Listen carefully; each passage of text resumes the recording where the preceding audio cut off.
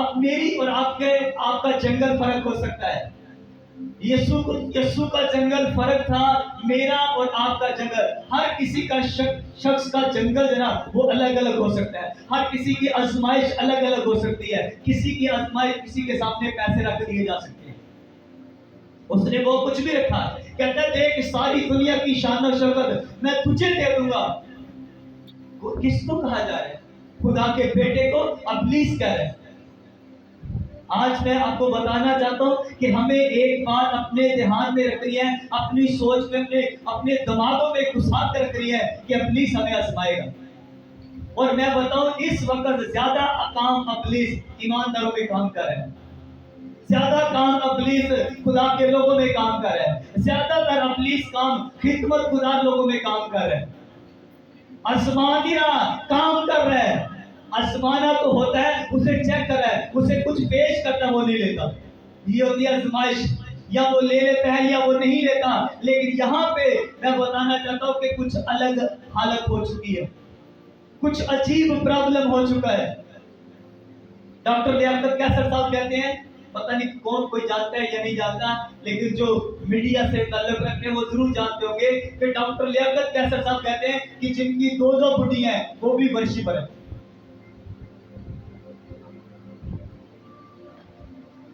उनका कभी मैसेज सुनना, वो इतना सख्त मैसेज है पादरी नहीं सुन सकते, ईमानदार कैसे सुन पाएंगे? मतलब इतना सख्त है, इतनी उन्होंने लोग को इतना सख्त मैसेज दिया है। और ये ऐसा है भी कि शैतान को मालूम होता है कि मिसाल के तौर पर मेरे वसीला से कितनी जिंदगियां बच रही हैं अगर वो मुझे इस्तेमाल करे, कितनी जिंदगियां जो खुदा का काम करेंगे सब बर्बाद होंगी।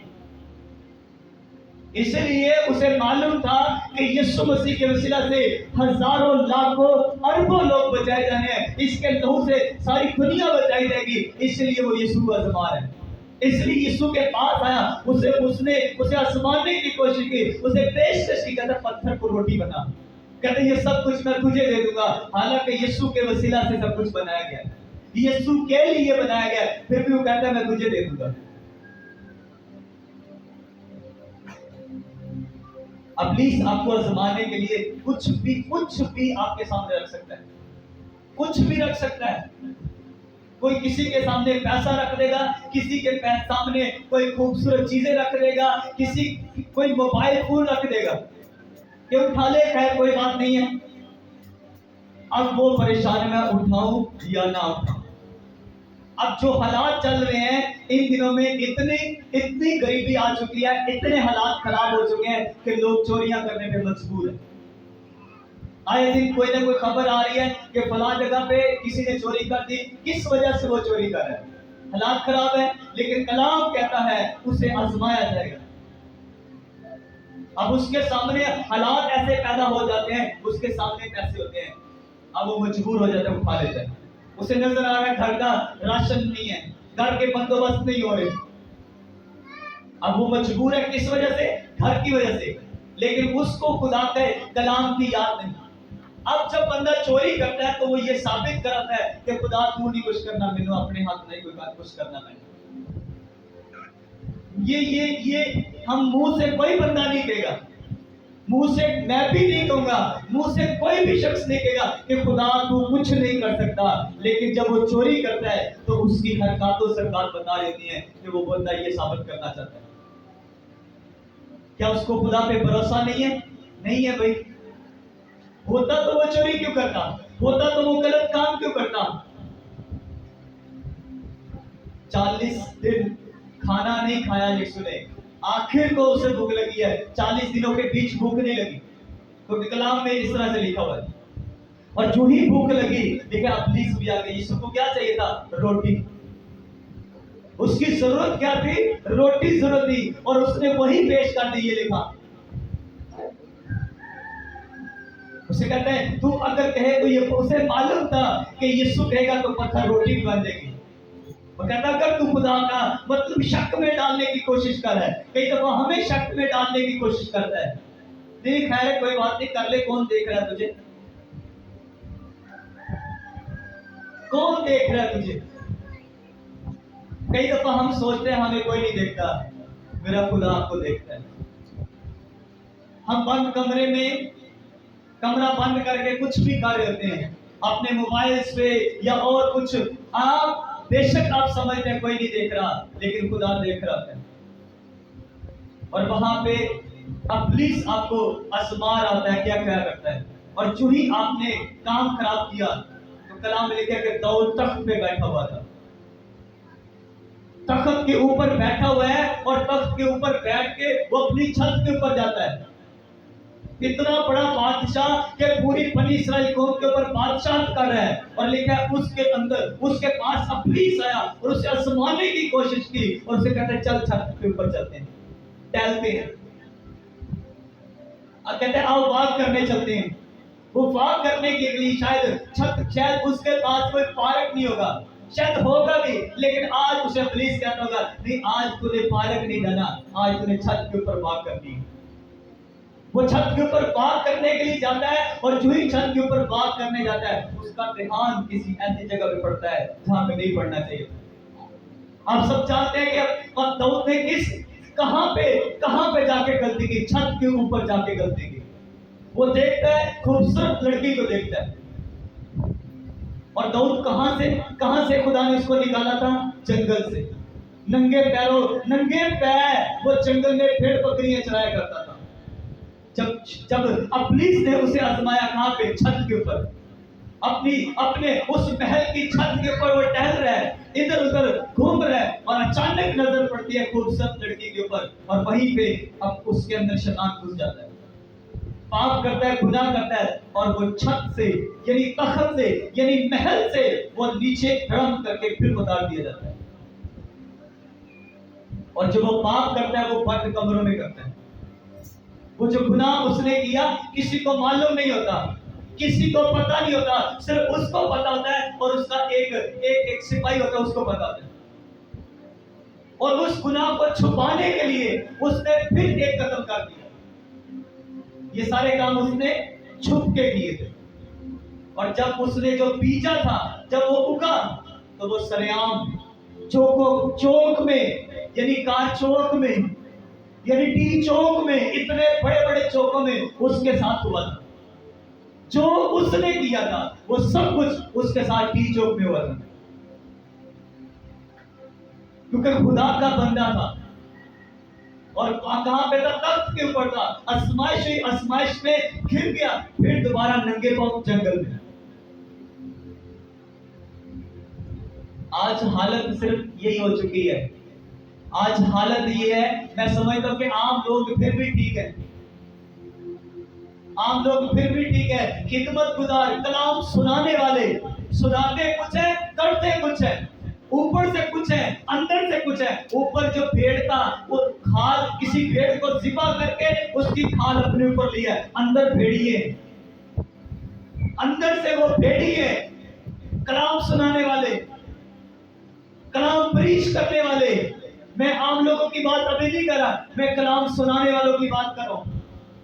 उनकी हालत ऐसी हो चुकी है, गाने वालों की, साज बजाने वालों की, खुदा के घर में खिदमत करने वालों की हालत ऐसी हो चुकी है। सोचो जब घर के सरबराह ऐसा करेंगे तो बच्चों का क्या हाल होगा, कौम का क्या हाल होगा। जब मुल्क का सरबराह ही ऐसा हो तो कौम का क्या हाल होगा, कैसी कौम होगी। जिस कौम का बादशाह दाऊद ऐसा कर रहा है उस कौम का क्या हाल होगा।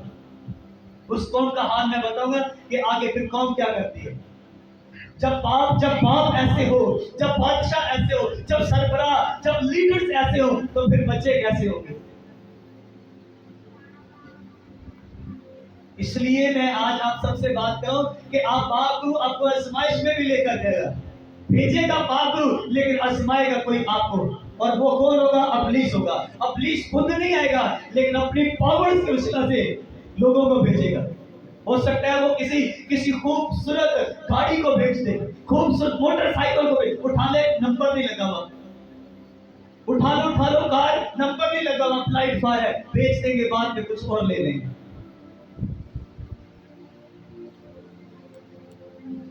मैंने देखा है लोगों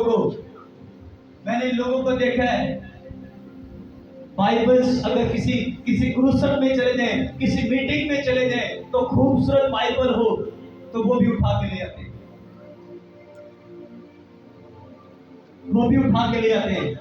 और ये बड़े अफसोस की बात है कि तुम चोरी क्या कर रहे हो।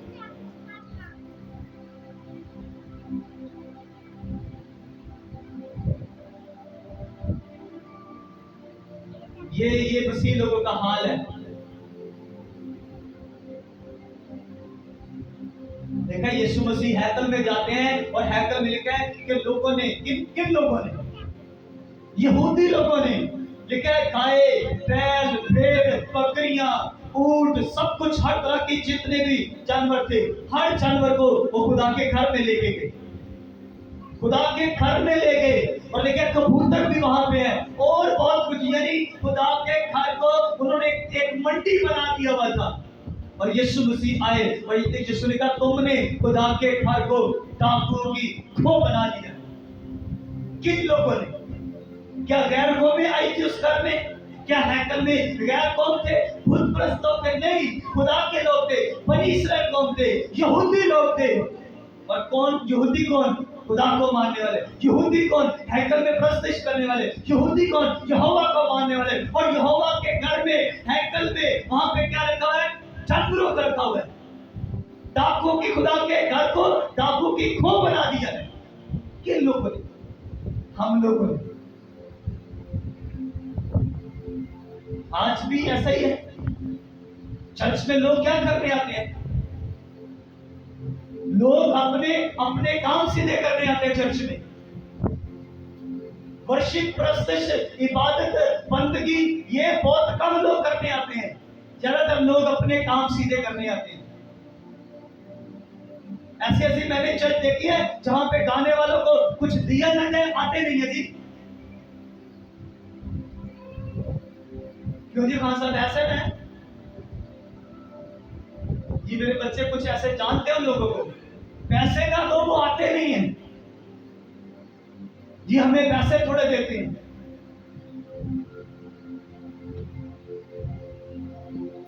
दुआ करने के पैसे हैं, पैसे कहते नहीं 10,000 दो तब तुम्हें निकालेंगे। तेल बेचते हैं, पानी बेचते हैं। यहाँ पे हमने कहा कुछ भी नहीं बेचेंगे, सब कुछ फ्री है, क्योंकि यीशु ने कहा तुमने मुफ्त पाया, मुफ्त दो। कभी किसी से पैसे लिए तेल के, पानी के? नो। लेकिन बेचा जाता है। हम बड़े हैरान होते हैं कि लोग, ये बेचने के लिए नहीं है, ये लोगों को फ्री देने के लिए। सब फ्री है, बेचने के लिए नहीं है। लेकिन ये कौन सा है? अब अगर कोई बदरू को निकालता है, वो पादरी साहब है, वो कहते 10,000 दो फिर बदरू निकालेंगे। कौन है ये? क्या वो खादम है? क्या वो खुदा का परिचालक है? खुदा के घर को दुआ का घर है, उसको दुआ का घर रहने दो, डाकू की खो मत बनाओ। और कहीं ना कहीं लोग ऐसा कर रहे हैं। लेकिन हमारी आजमाइश होगी, अगर हम यीशु के बेटे बेटियां हैं तो हम बाहर निकलेंगे। आमीन। हम बाहर निकलेंगे और सिर्फ बाहर ही निकलेंगे बल्कि शैतान को शर्मिंदा भी करेंगे। आमीन। लेकिन अगर हम यीशु के सच्चे सेवक नहीं है, यीशु के सच्चे परस्तार नहीं है, तो फिर हम मार खाएंगे।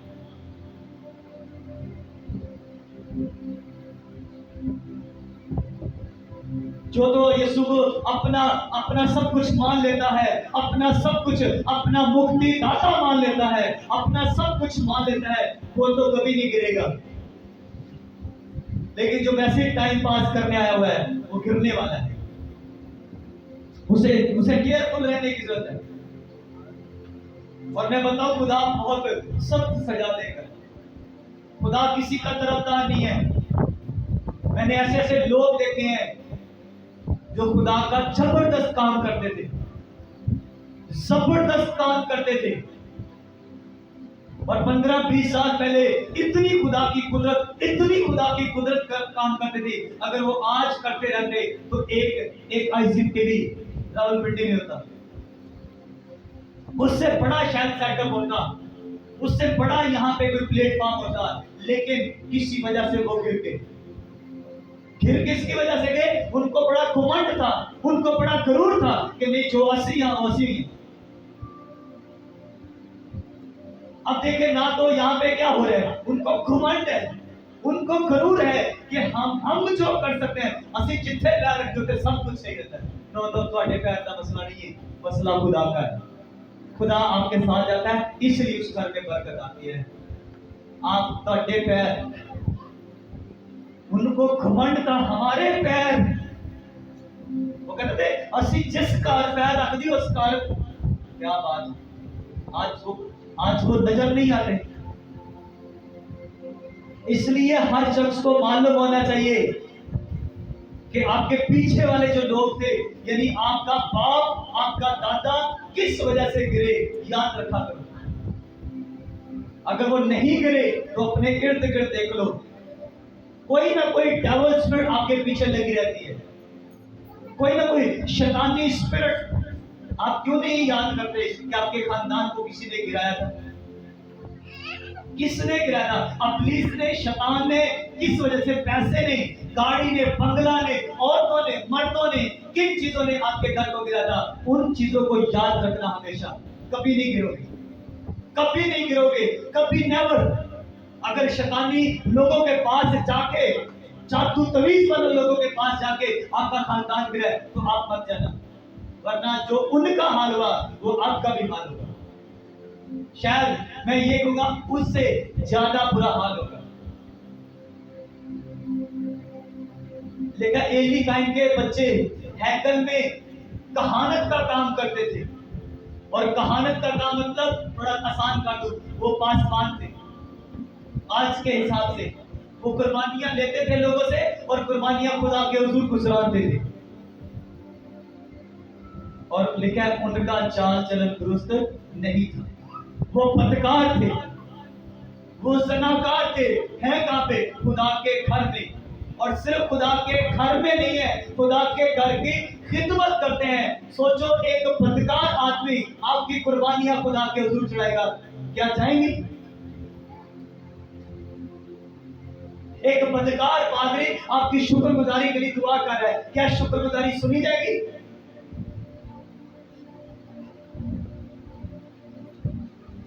पर ऐसा हो रहा है, पादरी सब कुछ कर रहे हैं,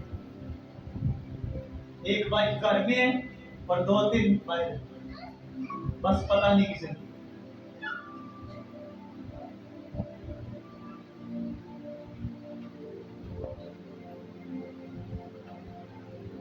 ये मिनिस्ट्री नहीं हो रहा, ये खिदमत नहीं है, ये खुदा के साथ धोखा हो रहा है, लोगों के साथ धोखा हो रहा है, लोगों के ऊपर जुल्म किया जा रहा है। लोगों को बड़ी आस होती है खादमों के ऊपर, लोग बड़ी उम्मीद से होते हैं कि नहीं, खुदा के खादम ऐसा नहीं कर सकते। खुदा के खादम खुदा के करीब होते हैं, खुदा के लाडले होते हैं, खुदा के बड़े प्यारे होते हैं, पर प्यारे क्या कर रहे?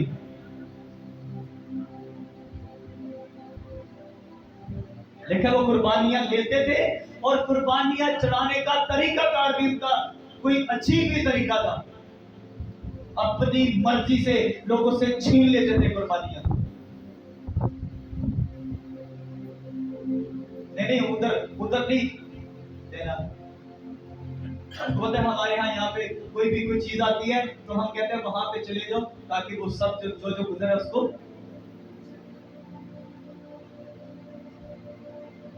साढ़े घर से दिल है, इधर नहीं लेके आते, और वहीं से छीन लेते थे। बड़ा हैरान होता हूं कि किस कदर अजीब सी थी। और लिखा कलाम लिखा, लोगों ने खुदा के घर में कुर्बानियां लाने से गिद खाना शुरू कर दी। लोगों को नफरत आना शुरू हो गई कि ये चर्च है। जब चर्च में गलत काम होंगे तो क्या लोग गिद नहीं खाएंगे? लोग कहेंगे ये चर्च है, अगर यही काम चर्च में होने हैं तो ये काम हम बाहर भी कर सकते हैं।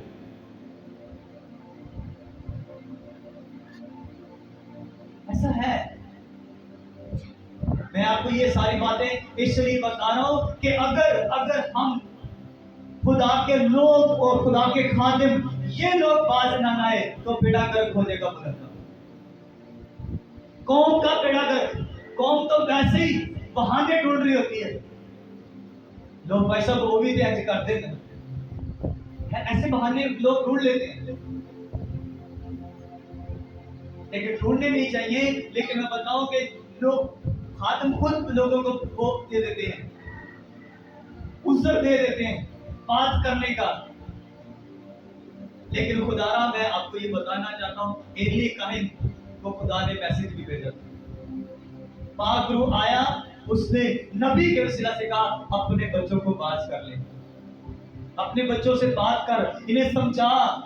उसने अपने बच्चों से बात की। खुदा कहता है अगर ये बात है तो ये मार दिए जाएंगे। नहीं बाज रहे थे, कलाम लिखकर नहीं बाज रहे थे। फिर पता है किन लोगों ने मारा? गैर कौम के बुतप्रस्त लोगों ने उनको मारा था। और मारा कब था? जब खुदा के मज़बा को, खुदा के संदूक को, अहद के संदूक को आगे लेके जा रहे थे, और अहद का संदूक भी छीन लिया। जान भी गई, अहद का संदूक भी गया। और अहद का संदूक जहां जहां था वहां बरकत हो गई। क्या क्या जिंदगी गई, खिदमत गई, बरकतें गई, सब कुछ गया। खुदा भी दुखी हो गया, खुदा भी नाराज हो गया। क्या रहा पीछे? एक बाप रहा, जब उसने सुना वो गम के मारे वो भी मर गया।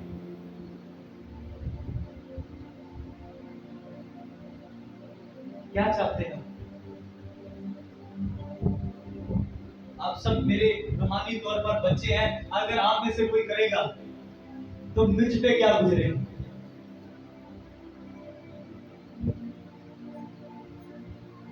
मैं आपको बताऊं कि हमने बड़ी मुश्किल से अपने आप को संभाल कर रखते हैं।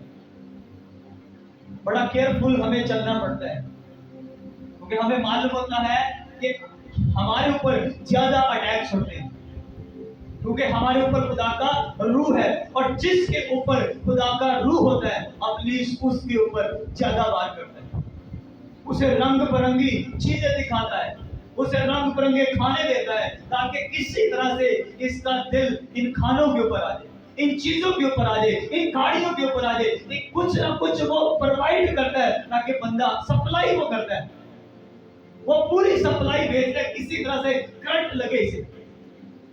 और जब सप्लाई पूरी होती है ना, जो ही तारे टच होती हैं, करंट पूरा जाता है ना। ऐसा बिजली वाला अगर समझता है, पीछे अगर सप्लाई पूरी है, वो तारे जो ही टच होंगी ना, बस जिस वक्त वो तारे टच होंगी, एकदम से वो झटका लगेगा, बस फिर सारी सप्लाई उसके अंदर। जितने पीछे वोल्टेज होंगे, वो सारे आगे जो गाड़ी है, जो मशीन है, उसको वो चलाएंगे। और इब्लीस पूरी कोशिश करता है किसी तरह से वो अपनी तारें टच करे हमारे साथ, किसी तरह से वो हमारे साथ वो जोड़ मेल करने की कोशिश करता रहता है कि किसी तरह मादरी बिशारत के साथ मेल मिलाप हो जाए।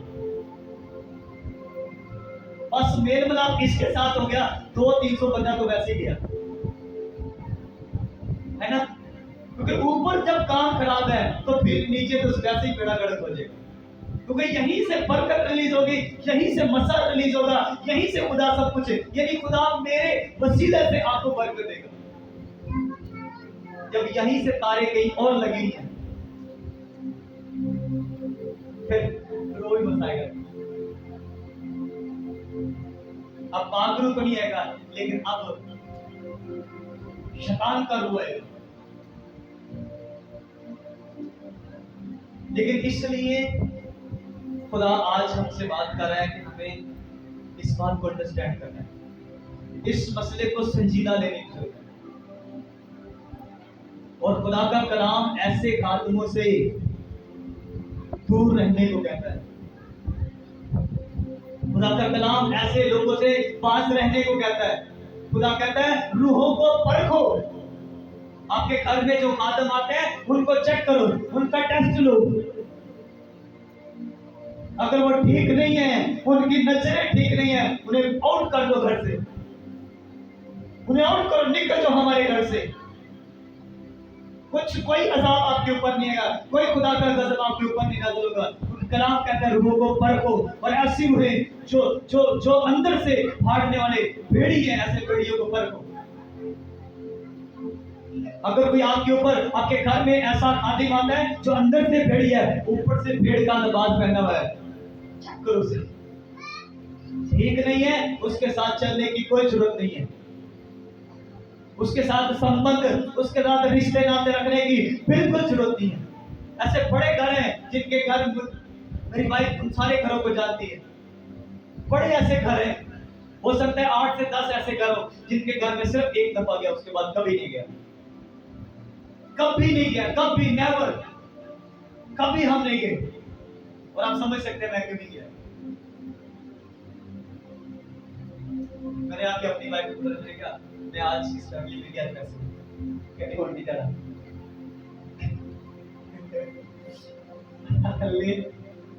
मुझे मालूम है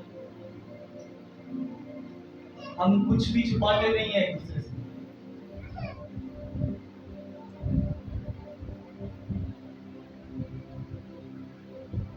इसलिए आपको, और ये खुदा से मांगा करो, खुदा जब आजमाइश हो तो मुझे आजमाइश में पूरा करने का अवसर।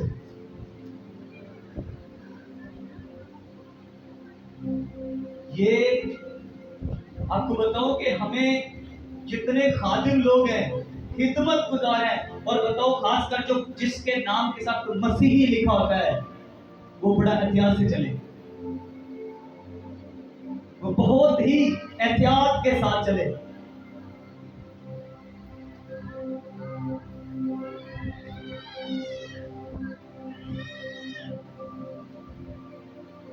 देखिए यीशु ने उनको खुदा के घर से निकाल दिया। ऐसा होना चाहिए वैसे, जो खुदा के घर को डाकू की खो बनाते हैं उनको निकाल देना चाहिए।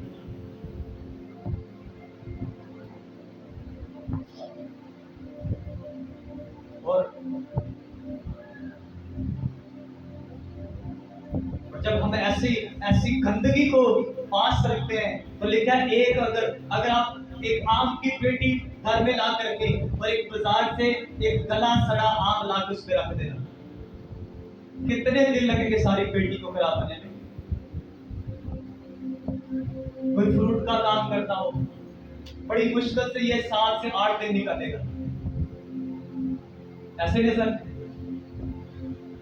एक फ्रूट सारी पेटी को क्या कर रहा है? सारी पेटी गली सड़ी हो जाएगी। सिर्फ 8 से 10 दिन के अंदर अंदर उसने सबको एक, लेकिन एक सच्चा खुदा का खादिम वो डरता है तलाब सुनाने से भी, वो डरता है लोगों के घर जाने से भी। लेकिन जो गला सड़ा आम है वो घुस जाता है बेटियों के अंदर, वो घुस जाता है खानदानों के अंदर, वो घुसने की कोशिश कर रहा है चर्चेस के अंदर, ताकि चर्च को, सारे के सारे चर्च को गला साड़ दे। लेकिन दुआ करो ऐसे ऐसे ऐसे अपलिस के हथकड़ों के लिए। एक्चुअली लोग खराब नहीं है, लोग खराब नहीं है, ये सारे प्लान शैतान के हैं। ये अपलिस के मंसूबे हैं कि वो आपको लालच दे रहा है। कारोबारी जो लोग हैं उनको लालच दे रहा है। क्यों लालच दे रहा है? अब बनता 1000 है लेकिन हम हालात खराब हो चुके हैं, भाई उसको क्लियर से बताओ हालात खराब है, आज चीज कितने की आती है, अब कितने की मिलेगी। आप अपना जो मार्जिन जो आपको गवर्नमेंट ने रखा हुआ है आप उस हिसाब से लेते जाओ, कुछ भी नहीं होगा। आप उसे गलत चीज क्यों दे रहे हो? चीज उसे सही दो, और अच्छी जैसी चीज दे रहे हो अच्छी चीज दो, गलत चीज ना खरीदो ना बेचो। अच्छी चीज लो और अच्छी चीज बेचो और अच्छी चीज के पैसे दो। आमीन।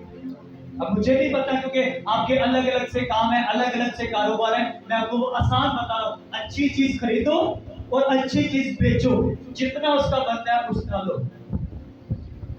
लेकिन आप प्लीज आजमाएगा, नहीं बंदा साधा है, कर दो जो करना है, जितने मंगेगा बस काम सीधा आ जाएगा।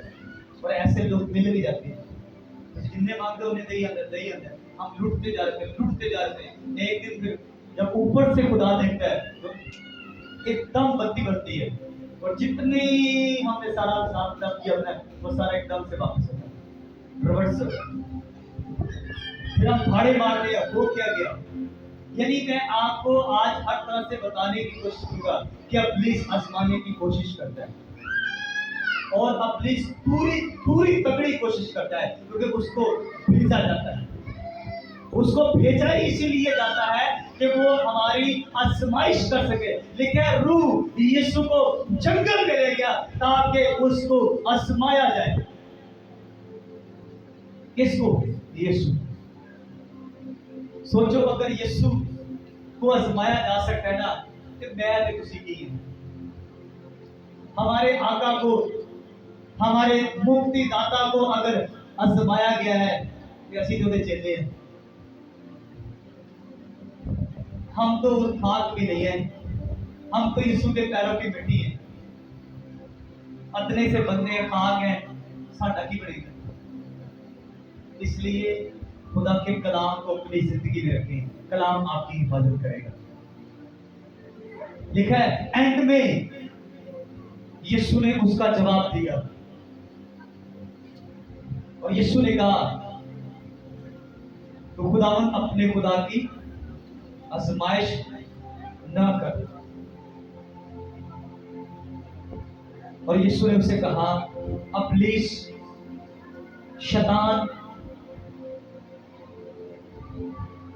दूर हो, क्योंकि लिखा है कि खुदावन अपने खुदा को सिजदा करे। इसका मतलब यह है कि यीशु ने बार बार हवाले देकर यह साबित मुझे और आपको यह मैसेज दिया है कि कलाम के वसीला से हम बचाए जा सकते हैं। कलाम के वसीला से हमारी मदद हो सकती है, हमारी हेल्प हो सकती है कि हम आजमाइश में खड़े और अड़े रह सकते हैं। आमीन, हालेलुया, हालेलुया। सो मैं आपको बताना ये चाहता हूँ कि कलाम, हमेशा कलाम को आगे रखा करें। गरीबी आ जाए, बीमारी आ जाए, टेंशन हो, कुछ भी हो, कलाम आपकी मदद करेगा। जब आपकी जिंदगी में कलाम होगा ना, याद रखा करो, अगर पढ़ नहीं सकते तो जितने मैसेज दिए उनको याद रखा करो कि चर्च में ये कलाम सुनाया गया था, इसलिए मुझे इस तरह से चलना है। आमीन। खुदा आपको बरकत दे। दुआ करते हैं।